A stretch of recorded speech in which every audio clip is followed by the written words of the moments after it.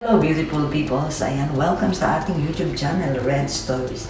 Ayan guys, bago tayo mag-start sa ating recipe ngayong araw na ito, syempre magpapasalamat muna ako sa aking mga subscribers, sa new subscribers, sa aking silent viewers, sa aking family, sa aking mga kaibigan na walang sawang sumusuporta sa aking channel. Maraming pong salamat. Ngayon guys, ang ating recipe ang ating gagawin ngayon ay gagawa tayo ng chicharon. Ayan guys, bagong-bago to. Medyo mahirap lang pero samahan niyo akong magluto o gumawa ng chicharon. Tara guys!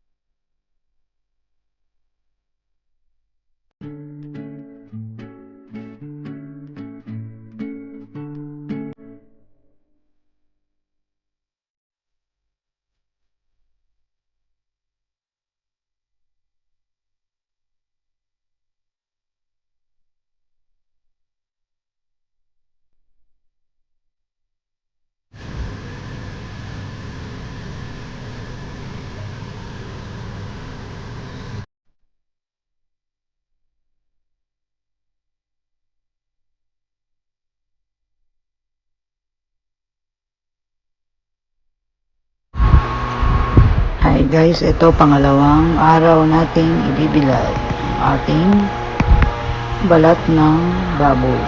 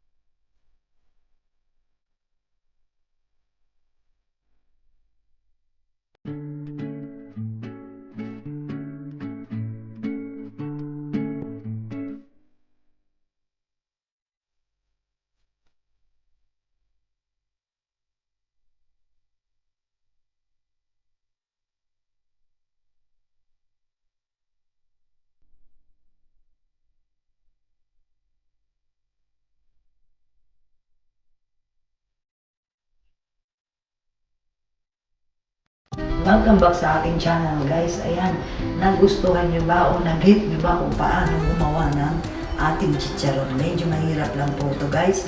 Siyempre, meron din namang madaling paggawa ng chicharon. Pero minsan hindi effective yun guys.